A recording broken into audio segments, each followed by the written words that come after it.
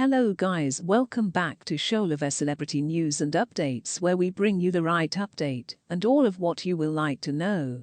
If you are new here, or if at all you are just passing by for the first time, please take some minutes of your time to subscribe, like, comment and hit the notification button so that you will not miss any of my upload. It has been 51 years since Margaret Court won 3 Grand Slams in a single year as a mother. Yvonne Goolagong-Cawley and Kim Clijsters also won Grand Slam titles after having children, and Serena Williams came awfully close, failing in 4 finals after becoming an Olympic mother. Returning to the tour after maternity leave has become easier since the WTA changed the rules ahead of the 2019 season.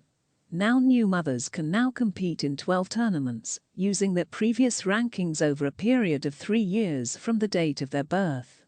But former world number 1 Victoria Azarenka, who gave birth to her son Leo in 2016, believes the WTA's next step should be to introduce maternity pay.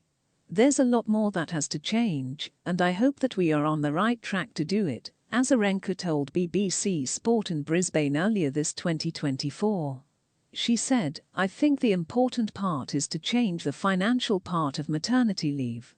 I think that would be a huge win for women in general, so I hope we find the resources to be able to do that. I think that would be incredible. I'm guessing, more financial security than some players who may be outside the top 100 and maybe have the same desires and ambitions to have a child and continue to do their job."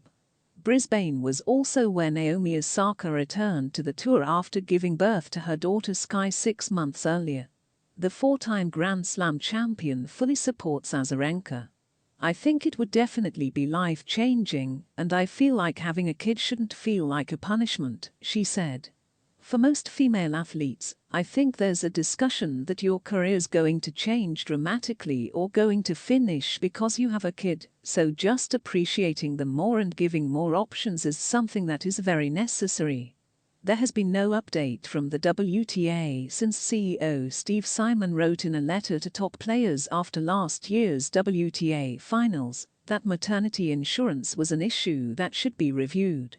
Since 2019, returning mothers with a special ranking high enough to be seeded are also guaranteed not to face a seeded player in the first round of their first 8 tournaments. Ranking allows tournaments to ensure that the best players in the world do not compete against each other in the early stages of the competition, and instead play against lower-ranked players in the early rounds. Williams has made it clear that she felt punished for having a baby when she returned to the tour in 2018. At this year's French Open, before the rule change, Williams had a special rank of 1, but an actual rank of 453rd, so not planted. German Tatjana Maria, semi-finalist at Wimbledon 2022, was one of 7 mothers in the main draw at this year's Indian Wells. The world number 46 is traveling with her husband and coach Charles and their daughters Charlotte, 10, and Cecilia, who turns 3 next month. She had no significant professional income to live on when she took her first break from touring at the age of 25, and believes her maternity benefit is long overdue. "I think it's completely correct to do this, because other jobs you have worldwide is the same rule: when you get pregnant, you get paid, and I think why not in tennis," Maria said. "There are more mums on tour, and we are coming into a generation where you can play much longer than before, and it will be more in the future. It's something the WTA has to see, that we are more mums on tour, and change it." Maria also wants daycare centers on tour to become the norm. "The offer at the 4 Grand Slams is very good, but on the WTA Tour, only the tournaments in Stuttgart and Madrid offer childcare, although players are entitled to an extra pass for a daycare center. Due to varying regulations governing childcare across our tournament host countries, we are unable to institute a universal childcare policy, though the WTA encourages tournaments to offer these services on an individual basis, and several of them do. The WTA is proud to support the mothers on our tour, and we remain committed to providing them with resources to help balance parenthood and the demands of competing at the highest level." We are focused on both the health and performance of players, while also empowering players.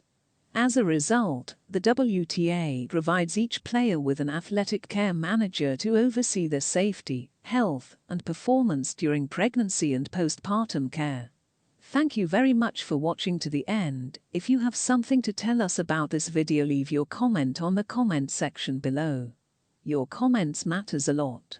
Don't forget to subscribe, like this video and share. See you next time.